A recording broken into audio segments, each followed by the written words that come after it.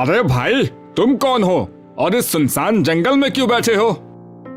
मैं सीतापुर गांव का रहने वाला हूँ और मेरा नाम रामू है। मैं एक बहुत ही गरीब आदमी हूँ। आज सुबह ही मेरी पत्नी ने मुझसे झगड़ा किया और मुझे खरी खोटी सुनाकर घर से निकाल दिया। उसने मुझसे कहा है कि मैं जाकर बहुत सारा धन कमा कर लाऊं। इसीलिए मैं किसी काम की तलाश में अपने घर से निकला हूँ और चलते चलते थक कर इस पेड़ के नीचे बैठ गया। रामू, मैं देवपुर का प्रसिद्ध ज्योतिषी हूँ, चंद नारायण। अगर तुम चाहो तो मैं तुम्हारी गरीबी को दूर करके तुम्हें राजा बना सकता हूँ। क्या सचमुच ऐसा हो सकता है? हाँ रामू, ऐसा हो सकता है, लेकिन राजा बनने के लिए तुम्हें थोड़ा कष्ट सहना पड़ेगा। कष्ट? कैसा कष्ट? रामू, मुझे तुम्हारे हाथों में राजयोग की रेखा बनानी पड़ेगी। लेकिन हाथ में ऐसी रेखा किस प्रकार बनाई जा सकती है? मुझे कटार से तुम्हारी हथेली पर एक रेखा खींचनी होगी। ऐसा करने से तुम्हें थोड़ा दर्द तो महसूस होगा, लेकिन उसके बाद तुम्हारी किस्मत बदल जाएगी और तुम्हारी किस्मत के बंद दरवाजे हमेशा के लिए खुल जाएंगे। ज्योतिषी की बात सुनकर रामू सोच में पड़ गया और फिर कुछ देर तक सोचने के बाद वह कहने लगा, मुझे आपकी बात मंजूर है ज्योतिषी जी। आप जल्दी से मेरी हथेली पर एक ऐसी रेखा खींच दीजिए। यह सुनकर ज्योतिषी ने अपनी कटार निकाली और रामू के हाथ में एक राजयोग की रेखा बना दी और फिर बोला, रामू, अब तुम यहाँ से जाओ। तुम्हारी किस्मत में राजयोग अब बन चुका है। जल्दी ही तुम किसी देश के राजा जरूर बनोगे। रामू ने ज्योतिषी को प्रणाम किया और वहां से चल दिया। उसके जाने के बाद ज्योतिषी भी देवपुर की ओर निकल गया। रामू खुशी से उछलता कूदता आगे बढ़ जा रहा था। राजा बनने की खुशी में वह काम धंधे की बात तो पूरी तरह से भूल ही चुका था। अब तो वह यह सोच रहा था, अब मैं राजा बन जाऊंगा तब अपने गांव वालों को दिखाऊंगा कि मैं निखट्टू नहीं हूँ। मुझे राजा बना हुआ देखकर मेरी पत्नी जानकी और बच्चे बहुत ही खुश हो जाएंगे। इस नगर में जाने से पहले क्यों ना मैं इस मंदिर में शीश झुकाता चलूं। यह सोचकर रामू नजदीक के ही एक मंदिर में चला गया। मंदिर में जाकर उसने भगवान की मूर्ति को प्रणाम किया और कहने लगा, हे प्रभु, मुझ दुखियारी की पुकार सुन लो और मुझे गरीब से राजा बना दो।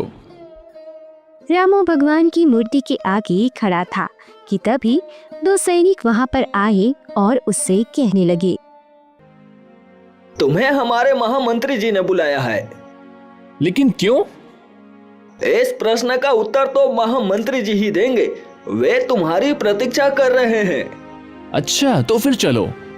रामू उन सैनिकों के साथ चल पड़ा। जैसे ही वह मंदिर के आंगन में पहुंचा तो महामंत्री ने आगे बढ़कर उसका स्वागत किया और कहने लगा, आइए हुजूर, आइए, हम आपका स्वागत करते हैं। यह महामंत्री मुझे इतना आदर क्यों दे रहा है? यह सब क्या माजरा है? मैं किसी चक्कर में तो नहीं फंसने वाला हूँ। रामू को सोच में पड़े हुए देखकर महामंत्री कहने लगा, हुजूर, आप अपने मन में किसी भी तरह की कोई शंका ना रखें। हम तो आपको एक बहुत ही ऊंचे ओहदे पर बैठाने वाले हैं। ऊंचा ओहदा? वह कौन सा? हाँ हुजूर, आज से आप दौलतपुर राज्य के नए राजा होंगे। यह सुनकर रामू हैरान रह गया और बोला, राजा और मैं? यह मैं क्या सुन रहा हूँ? कहीं मैं खुली आंखों से कोई सपना तो नहीं देख रहा? नहीं हुजूर, यह सपना नहीं बल्कि बिल्कुल सच है। आज सुबह की ही बात है। दौलतपुर राज्य में हमारे महाराज दौलत सिंह की मृत्यु हो चुकी है। उनकी कोई औलाद नहीं थी, इसीलिए इस राज्य के रिवाज के अनुसार राजा की मृत्यु के 2 दिन जो भी परदेसी सबसे पहले इस मंदिर में शीश झुकाता है वही राजा बनता है। और आप पहले परदेसी हैं जिसने हमारी इस प्रथा को पूरा किया है, इसलिए आज से आप हमारे राजा हैं। रामू मन ही मन में सोचने लगा, ज्योतिषी ने मेरे हाथ में जो रेखा बनाई थी उसने इतनी जल्दी अपना कमाल दिखा दिया। मैं तो सचमुच राजा बन गया। हुजूर, आप किस सोच में डूब गए? सोच विचार छोड़िए और हमारे साथ महल में चलिए। वहां पर आपका आज ही राज तिलक किया जाएगा। हाँ हाँ मंत्री जी, चलिए। फिर मंत्री आदर सहित रामू को राजमहल में ले जाता है। वहाँ पर रामू का राज तिलक किया गया। महामंत्री ने सभी को बताया, नगर वासियों, आज से राजा रामेश्वर सिंह हमारे नए राजा हैं। भाग्य बदलते ही रामू अब राजा बन चुका था। साथ ही साथ वह रामू से अब रामेश्वर से हो गया था। जब काफी देर हो गई और रामू अपने घर वापस नहीं लौटा तो जानकी परेशान हो उठी। हे भगवान, अब मैं उन्हें कहाँ पर ढूंढूं? सारे गांव वालों से उनके बारे में पूछताछ तो कर चुकी हूँ, पर उनका कोई पता नहीं चल रहा। गांव वालों का कहना है कि उन्हें दोपहर को गांव से बाहर जाते देखा था। हे भगवान, वो कहाँ गए होंगे? वो ठीक तो होंगे ना? मुझे उनकी बहुत चिंता हो रही है। उधर दूसरी तरफ रामू, जो राजा बन चुका था, वह सोच रहा था, भगवान, जैसे मेरे दिन फिरे हैं वैसे सबके दिन फिरे। अब तो मैं इस राज्य का राजा बनकर यहाँ पर राज करूंगा और अपने गांव कभी वापस नहीं जाऊंगा। कल ही मैं सैनिकों को भेजकर जानकी और बच्चों को भी यहाँ बुलवा लूंगा। वो तीनों मुझे राजा बना हुआ देखकर बहुत खुश हो जाएंगे। अगर जानकी और बच्चों को बुलवा लूंगा तो उन्हें देखकर यहाँ के लोगों को मालूम पड़ जाएगा कि मैं असल में बहुत ही गरीब परिवार से हूँ। नहीं, मैं उन्हें यहाँ पर नहीं बुलवाऊंगा और अपना पता भी उन्हें नहीं दूंगा। जानकी ने मेरे ही घर से मुझे निकाल दिया था और मेरा कितना अपमान किया था। वह मेरी पत्नी बनने के लायक ही नहीं। अब मैं तो राजा बन गया हूँ। अब मैं किसी देश की राजकुमारी से विवाह करूंगा। यह सोचकर रामू ने अपनी आंखें मूंद ली और फिर चैन की नींद सो गया। दूसरे दिन उसने अपने महामंत्री को आदेश दिया, महामंत्री जी, हम देवपुर के ज्योतिषी चंद्र नारायण को यहाँ पर बुलवाना चाहते हैं। जो आज्ञा महाराज। प्रधानमंत्री ने तुरंत ही एक सैनिक को आदेश दिया कि वह देवपुर के लिए रवाना हो जाए। ज्योतिष चंद्र नारायण को यहाँ पर बुला कर ले आए। वह सैनिक देवपुर पहुंचकर ज्योतिष चंद्र नारायण को मिला और कहने लगा, ज्योतिषी, आपको दौलतपुर के राजा रामेश्वर सिंह ने बुलवाया है। मुझे आदेश दिया है कि मैं आपको अपने साथ लेकर दौलतपुर वापस आऊं। दौलतपुर के राजा ने मुझे याद किया है, लेकिन मैं तो उन्हें जानता तक नहीं। फिर उन्होंने मुझे क्यों बुलवाया है? कहीं ऐसा तो नहीं कि मेरी ज्योतिष विद्या की कृति उन तक भी पहुंच गई है और वह अपना हाथ दिखाकर अपना भविष्य जानना चाहते हो? चंद्र नारायण, यह मौका हाथ से निकल न जाए और तुझे इसे खुशी से स्वीकार कर लेना चाहिए। यह सोचकर वह कहने लगा, ठीक है, मैं अभी तुम्हारे साथ चलने को तैयार हूं। अरे रामू, तू? धीरे बोलिए ज्योतिषी जी, अब मैं रामू नहीं बल्कि राजा रामेश्वर सिंह हूँ। तुम इतनी जल्दी राजा बन जाओगे? यह तो कभी मैंने सपने में भी नहीं सोचा था। ज्योतिषी जी, यह तो सब आपकी कृपा का फल है। अगर आपने मेरे हाथों में कटार से वह रेखा नहीं बनाई होती तो आज मेरा भाग्य नहीं बदलता। चंद्र नारायण जी, आपके कारण ही मैं राजा बना हूँ। इसीलिए मैं इनाम के तौर पर आपको हीरे जवाहरातों से लदे हुए 5 हाथी देना चाहता हूँ और इसके साथ ही 10,000 सोने की अशर्फियाँ आपको इनाम में देने की घोषणा करता हूँ। इनाम की बात सुनकर ज्योतिषी बहुत ही खुश हो गया और कहने लगा, धन्यवाद महाराज, मैं आपकी यह भेंट स्वीकार करता हूँ। ज्योतिषी जी, आप समय समय पर हमसे मिलते आते रहिएगा। आपसे मिलकर हमें बहुत खुशी होगी। जैसी आपकी आज्ञा महाराज। ज्योतिषी इनाम लेकर वापस अपने नगर लौट गया। ज्योतिषी के जाने के बाद रामू मन ही मन सोचने लगा, अब मैं इस देश का राजा बन गया हूँ, इसीलिए मुझे कोई ऐसा कार्य करना चाहिए जिससे दौलतपुर की सारी प्रजा पर मेरी धाक जम जाए। क्यों ना मैं पड़ोसी राजा पर आक्रमण करके उससे हरा दूं और उसके राज्य को अपने राज्य में मिला लूं। ऐसा करने से मेरा राज्य और भी बड़ा हो जाएगा। लोग मेरी और भी वाहवाही करेंगे। यह विचार करके उसने महामंत्री को अपने पास बुलाया और कहने लगा, महामंत्री जी, हमारे राज्य का सबसे नजदीकी पड़ोसी राज्य कौन सा है और वहाँ का राजा कौन है? महाराज, हमारे राज्य की सीमा से लगा हुआ सबसे नजदीक का राज्य विजयपुर है और वहाँ पर राजा सुदर्शन का राज है। महामंत्री जी, सेना को तुरंत युद्ध पर जाने का आदेश दीजिए। हम आज ही युद्ध के लिए कुछ करेंगे। युद्ध? महाराज, आप किससे युद्ध करना चाहते हैं? हमारी तो किसी राजा के साथ कोई दुश्मनी भी नहीं है। राजा सुदर्शन के साथ तो हमारे दोस्ताना संबंध हैं। आपसे पहले वाले महाराज दौलत सिंह की तो उनसे बहुत अच्छी दोस्ती थी। यह सुनकर रामू भड़क उठा और कहने लगा, महामंत्री जी, मैंने आपको यहाँ इसलिए नहीं बुलवाया कि आप हमें उपदेश दें। राजा आप हैं या हम? महाराज, राजा तो आप ही हैं और आप ही रहेंगे, लेकिन मेरी आपसे हाथ जोड़कर यह विनती है कि अभी आप राजनीति में नए हैं, इसलिए राजा सुदर्शन पर आक्रमण करने जैसे गलत निर्णय ना लेकर एक बार इस बारे में अच्छी तरह से सोच विचार कर लीजिए। मैं यह मानता हूँ कि विजयपुर राज्य हमारे राज्य से छोटा है और राजा सुदर्शन के पास सेना भी हमसे कम है।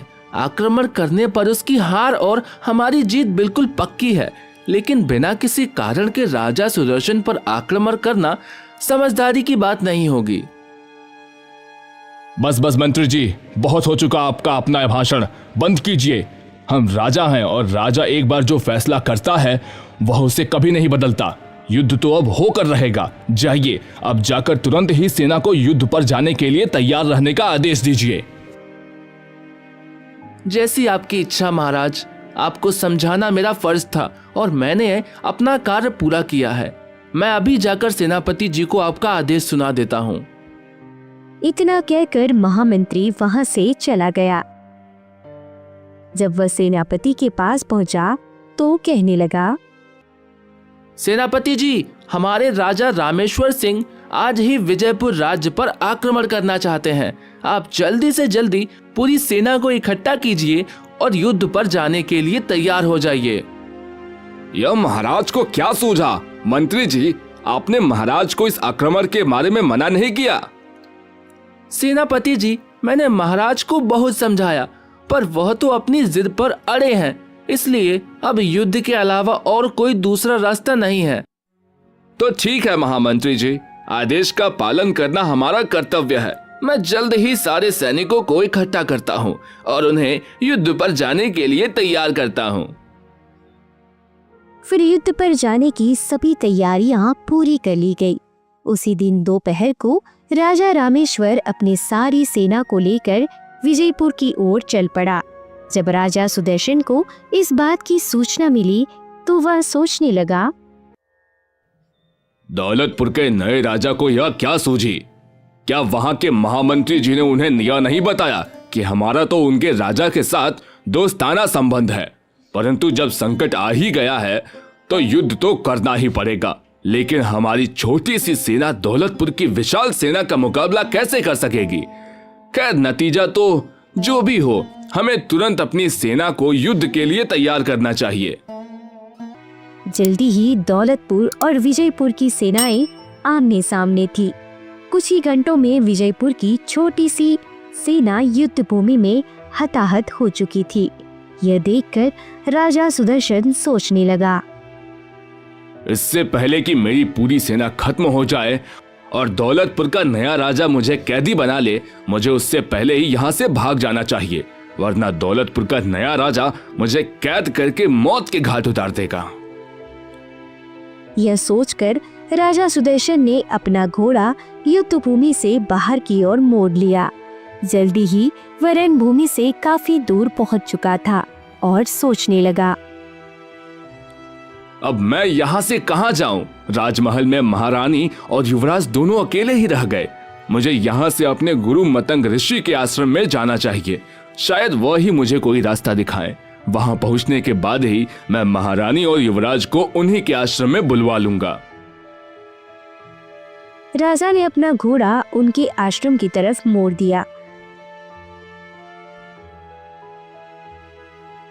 थोड़ी ही देर में वह ऋषि के आश्रम में पहुंच गया और फिर ऋषि से कहने लगा। प्रणाम गुरुदेव।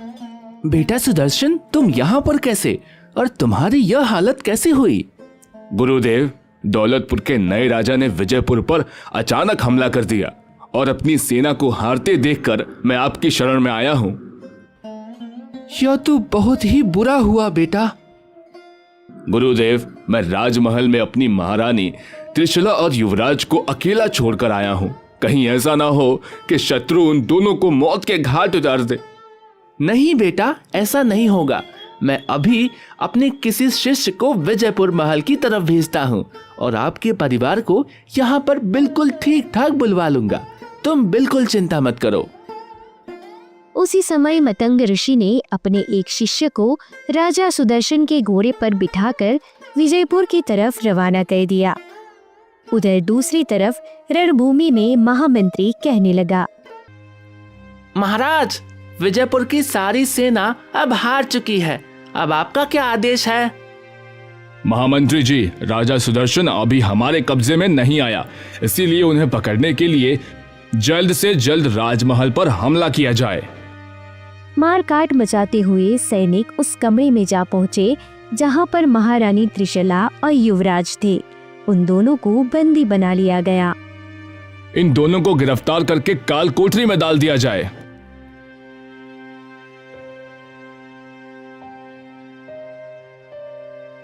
महामंत्री जी, राजा सुदर्शन नहीं मिले तो क्या हुआ? उनकी पत्नी और उनका बेटा तो हमारी कैद में है। जरूर एक ना एक दिन राजा भी हमारी कैद में आ जाएंगे। ये देखते हुए महामंत्री मन ही मन सोचने लगा। लगता है रामेश्वर सिंह को राजा बनाकर हमने ठीक नहीं किया। यह तो बहुत ही क्रूर है, जो औरतें और बच्चों को भी कैद खाने में रखता है। ठीक उसी समय मतंग ऋषि के शिष्य ने विजयपुर में प्रवेश किया और उसने वहां पर लोगों को बातें करते हुए सुना। राजा सुदर्शन तो कहीं भागकर छिप गए हैं, लेकिन राजा रामेश्वर ने महारानी त्रिशला और युवराज को कैद कर लिया है। उनकी बातें सुनकर शिष्य सोचने लगा। यह अच्छा नहीं हुआ। मैं तो यहाँ पर महारानी और युवराज को लेने आया था, परंतु उनको तो दुश्मनों ने कैद कर लिया। अब मेरा महल में जाना बिल्कुल बेकार है। मुझे यहीं से वापस लौट जाना चाहिए। यह सोचकर शिष्य वहीं से वापस लौट गया। आश्रम में पहुंचकर उसने यह खबर ऋषि और राजा दोनों को दे दी। तब राजा सुदर्शन रोते हुए कहने लगा। गुरुदेव, उसने हमारी रानी और हमारे प्यारे बेटे को कैद कर लिया है। यह उसने अच्छा नहीं किया। हमने किसी का क्या बिगाड़ा था जो हमारे साथ यह अन्याय हुआ? इतना कहकर राजा सुदर्शन फूट फूट कर रोने लगा। तब गुरुदेव ने उसे दिलासा दिया और कहा, बेटा तुम धीरज रखो।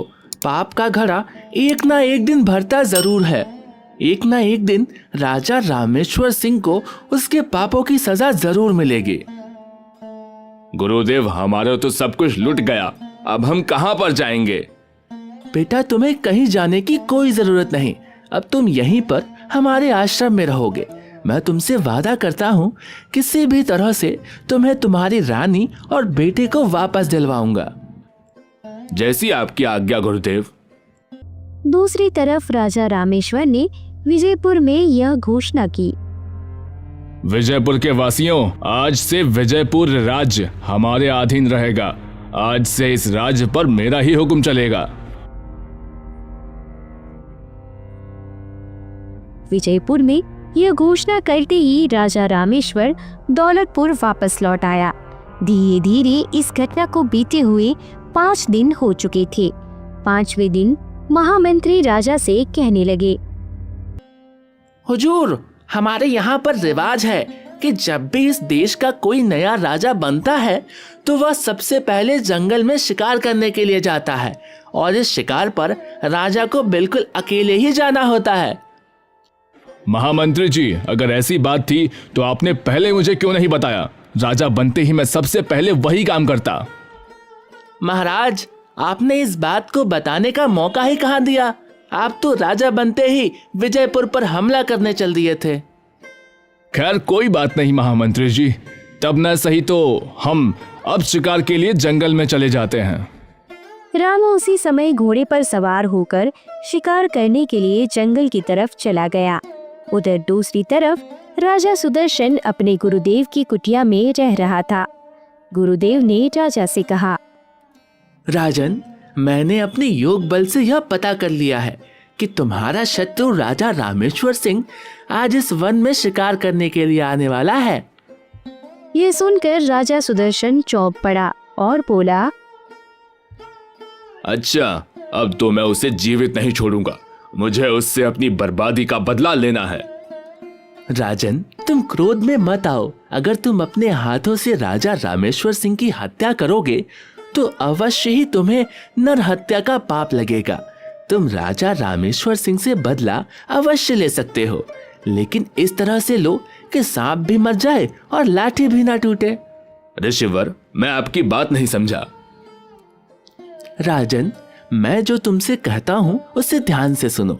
राजा रामेश्वर एक हिरन का पीछा करते हुए हमारी कुटिया तक आएगा और वह जब यहाँ पर पहुँचेगा ठीक उसी समय तुम्हें रामेश्वर सिंह से मिलना है। इस प्रकार गुरुदेव राजा सुदर्शन को अपनी योजना समझाने लगे। पूरी योजना सुनने के बाद राजा ने कहा, गुरुदेव, आपकी योजना तो बहुत ही अच्छी है। इस योजना का प्रयोग करके मैं बिना मतलब के रक्तपात से भी बच जाऊंगा। अब मैं आपके कहने के अनुसार ही चलूंगा गुरुदेव। तो जाओ, बाहर जाकर रामेश्वर सिंह के आने की प्रतीक्षा करो। जब राजा रामेश्वर वन में पहुंचा तो वह सोचने लगा, रामू, तूने अपनी पूरी जिंदगी में कभी चींटी तक नहीं मारी और अब भयंकर जानवरों का शिकार करने निकला है। तुझे ना तो तीर चलाना आता है और ना ही निशाना लगाना। ऐसी हालत में तू शिकार कैसे करेगा? यह सोचते सोचते वह जंगल में आगे बढ़ता जा रहा था कि तभी उसे एक हिरन दिखाई दिया। रामू ने तुरंत अपना घोड़ा उस हिरन के पीछे लगा दिया। वह हिरन दौड़ता हुआ मतंग ऋषि के आश्रम के नजदीक पहुंच गया और फिर अचानक झाड़ियों में गायब हो गया। रामू सोचने लगा, अरे, यह हिरण कहाँ गायब हो गया? पास ही में एक साधु के वेश में खड़ा राजा सुदर्शन सोचने लगा, हिरण का पीछा करते हुए रामेश्वर सिंह आश्रम के नजदीक आ पहुंचा है। अब मुझे इसके पास चलना चाहिए। वह तुरंत ही रामू के पास पहुंचा और कहने लगा, राजन, लगता है आप जंगल में रास्ता भटक गए हैं। ऋषिवर, मैं एक हिरण का पीछा करते करते यहाँ तक पहुँच गया हूँ, परंतु यहाँ पर आकर वह हिरण ना जाने कहाँ गायब हो गया। वह हिरण यहीं कहीं छुप गया होगा। अब आप यहाँ तक आ ही गए हैं तो आइए, थोड़ी देर मेरी कुटिया में आराम कर लीजिए। ऋषिवर, सचमुच घोड़ा दौड़ा दौड़ा कर मैं बहुत ही थक गया हूँ। रामू को साथ लेकर राजा सुदर्शन जब अपने आश्रम में पहुंचे तो उसे खाने के लिए कुछ फल दिए गए। फल खाने के बाद वह थोड़ी देर कुटिया में लेट गया। थकान के कारण लेटते ही उसे नींद आ गई। जब उसकी आंख खुली तो अंधेरा हो चुका था। राजा सुदर्शन, जो कि साधु के भेष में थे, वह कहने लगे, राजन, वन में अंधेरा छा गया है, इसीलिए आज की रात आप यहीं पर रुक जाइए और सुबह होने पर ही यहाँ से जाइएगा। यह ऋषि महाराज ठीक कहते हैं। रात के अंधेरे में यहाँ से जाऊंगा तो कोई ना कोई जंगली जानवर मुझ पर हमला कर सकता है।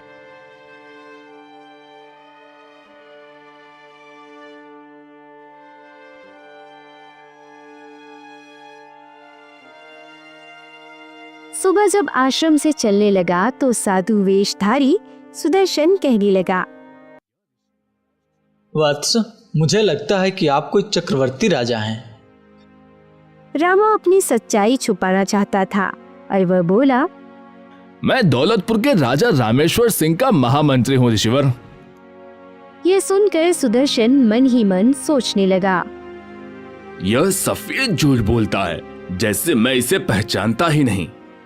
ऋषि महाराज, इस सुनसान वन में आप जैसे तपस्वी संत से भेंट हो गई, यह तो मैंने कभी सोचा भी नहीं था। आप मुझे अपना परिचय दीजिए कि आप कौन हैं। भाई, हमारा क्या परिचय, हम तो सन्यासी ठहरे।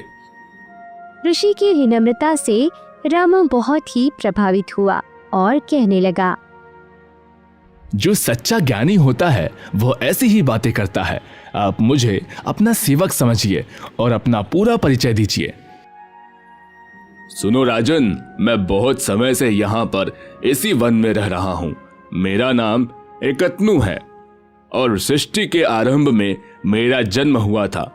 तब से मैंने दूसरा शरीर धारण नहीं किया, इसलिए मेरा नाम एकतनु है। ऋषिवर, आप सृष्टि के आरंभ में पैदा हुए और इतने साल बाद भी आप जीवित हैं। इसमें आश्चर्य की कोई बात नहीं है। तपस्या से सब कुछ संभव है।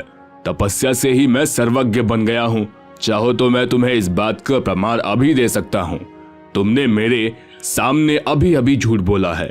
तुम राजा रामेश्वर सिंह के महामंत्री नहीं, बल्कि खुद राजा रामेश्वर सिंह हो। ऋषिवर, आप तो सचमुच अंतर्यामी हैं। राजन, मैंने तो तुम्हें शुरू में ही अपने तप के प्रभाव से तुम्हारे बारे में सब कुछ जान लिया था। मैं तुम्हें आशीर्वाद देता हूं कि तुम्हारा यश तीनों लोकों में फैले। लेकिन क्या ऋषिवर?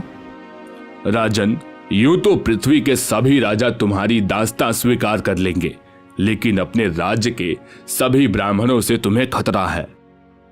ब्राह्मणों से खतरा? वह कैसे? हाँ राजन, यदि तुम ब्राह्मणों के क्रोध से बच गए तो इस पृथ्वी पर अनंत काल तक तुम्हारा राज्य होगा। ऋषिवर, आप मुझे बताइए कि ब्राह्मणों के क्रोध से कैसे बचा जा सकता है? तुम्हें अपने राज्य के सभी ब्राह्मणों को महल में एक महाभोज पर बुलाना होगा। उन्हें भोज में जो खाना परोसा जाएगा, उस खाने को खाकर सभी ब्राह्मण सिर्फ तुम्हारा ही गुणगान करेंगे।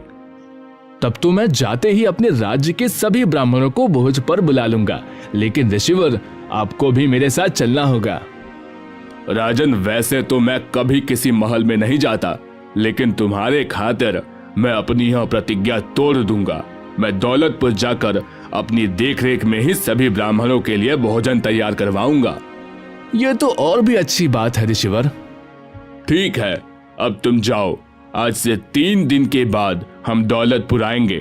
उस समय तक तुम सभी ब्राह्मणों को भोज बनाने का निमंत्रण भेजो। जैसा आपका आदेश ऋषिवर। रामा अपने घोड़े पर बैठकर दौलतपुर की तरफ रवाना हो गया और इधर राजा सुदर्शन मतंग ऋषि के पास पहुंचा और कहने लगा, गुरुदेव, आपने जैसा मुझे आदेश दिया था मैंने वैसा ही किया। अब मुझे आगे क्या करना है?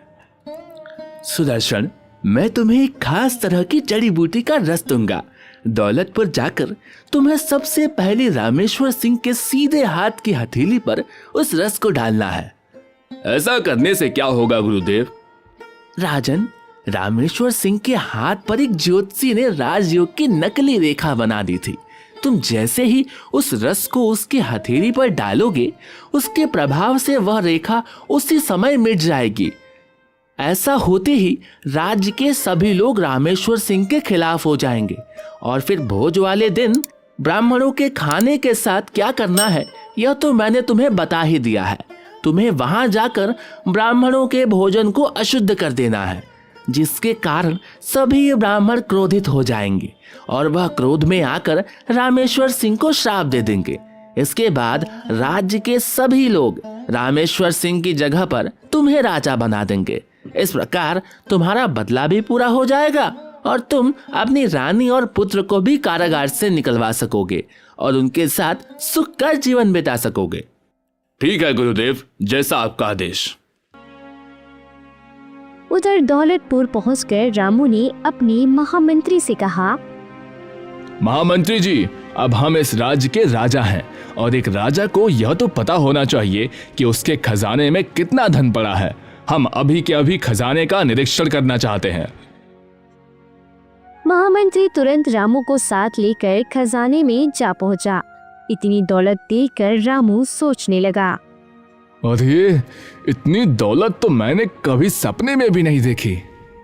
रामू जब खजाने का निरीक्षण कर रहा था कि तभी उसकी नजर वहां पर पड़े हुए कुछ खाली संदूकों पर पड़ी और वह महामंत्री से पूछने लगा। महामंत्री जी, यह संदूक खाली क्यों पड़े हैं? इनका धन कहाँ गया? महाराज, पिछले वर्ष राज्य में भयंकर सूखा पड़ा था। तब इन संदूकों की स्वर्ण मुद्राएं अकाल से पीड़ित जनता में बांट दी गई हैं। तब से यह संदूक खाली है। महामंत्री जी, सूखा तो पिछले साल पड़ा था। इस साल तो राज्य में खुशहाली नजर आ रही है, इसलिए राज्य के प्रत्येक आदमी से 50-50 स्वर्ण मुद्राएं कर के रूप में ली जाएं और इन खाली संदूकों को जल्दी से जल्दी भरा जाए। महाराज, यह आप क्या कह रहे हैं? अकाल की मार से अभी लोग पूरी तरह से उभर भी नहीं पाए। इतनी जल्दी उन पर इतना भारी कर लगाना ठीक नहीं है। महामंत्री जी, आप हमेशा हमारी बात को काटते हैं। जाइए और आज से ही हमारे आदेश का पालन कीजिए। फिर सैनिक उसी दिन से राज्य के लोगों से 50-50 स्वर्ण मुद्राएं कर के रूप में वसूलने लगे।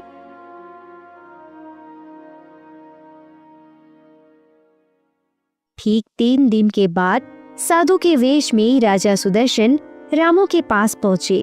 उन्हें देखकर रामू कहने लगा। ऋषिवर, आपका स्वागत है। राजन, अपने हाथ आगे लाइए, मैं आपके हाथ अमृत से धोना चाहता हूँ। यह सुनकर रामू ने तुरंत अपने दोनों हाथ सुदर्शन के सामने कर दिए। तब सुदर्शन ने कमंडल में भरा हुआ जड़ी बूटियों का रस उसके हाथ पर डाला। उस रस के प्रभाव से रामू के हाथ में जो ज्योतिष के द्वारा खींची हुई रेखा थी वह मिट गई। तब सुदर्शन कहने लगा। महाराज, आज संध्या के समय आप सभी ब्राह्मणों को भोज के लिए बुलवा लीजिए। ठीक है ऋषिवर, मैं अभी अपने आदमियों को भेजकर ब्राह्मणों को बुलवाता हूँ। शाम के समय जब ब्राह्मणों को भोजन परोसा गया तो ब्राह्मण चिल्लाने लगे। अरे यह क्या, भोजन में मांस के टुकड़े? लेकिन यह कहाँ से आए? हमने तो सात्विक भोजन बनवाया था। राजा रामेश्वर, क्या तू भूल गया कि ब्राह्मणों को तामसी भोजन परोसना एक महापाप है? तूने भोजन में मांस के टुकड़े परोसकर हमारा घोर अपमान किया है। इसलिए हम तुझे श्राप देते हैं कि तू राजपाट छोड़कर तुरंत ही भिखारी बन जाए। ब्राह्मणों का ऐसा बोलना था कि उसी वक्त रामू एक बार फिर से गरीब आदमी बन गया। यह देखकर साधु के रूप में आया हुआ सुदर्शन कहने लगा। रामेश्वर सिंह, यह सब तेरे घमंड और तेरे पापों का फल है। तूने मेरे निर्दोष परिवार और मेरे राज्य को बहुत नुकसान पहुंचाया था। यह उसी का परिणाम है। आज मैंने अपना बदला पूरा कर लिया। यह देखकर महामंत्री सोचने लगा। इस प्रकार हमें एक बेवकूफ और घमंडी राजा से छुटकारा तो मिल गया। रामू राजमहल से बाहर निकला और सोचने लगा। हाय मेरे भाग्य, तूने मेरे साथ कैसा मजाक किया। पहले तो राजा बनाया और फिर कुछ दिनों के बाद वापस। तभी रामू के सामने एक देवदूत प्रकट हुआ। आप कौन हैं? मैं वही हूँ जिसे अभी कुछ देर पहले तुम कोस रहे थे, यानी मैं तुम्हारा भाग्य हूँ। क्या आप बताएंगे कि आपने मेरे साथ घटिया मजाक क्यों किया?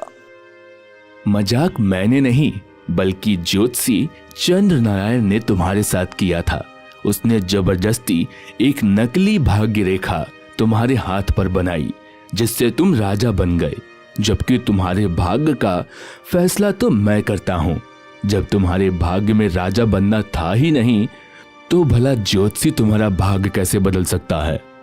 यह सुनकर रामू का चेहरा उतर गया और फिर भाग्य देवता और रामू दोनों देवपुर के ज्योतिष चंद्र नारायण के पास चल पड़े। ज्योतिषी ने जब रामू को देखा तो कहने लगा। अरे राजा रामेश्वर सिंह, आप इस हालत में? यह सुनकर भाग्य देवता कहने लगा।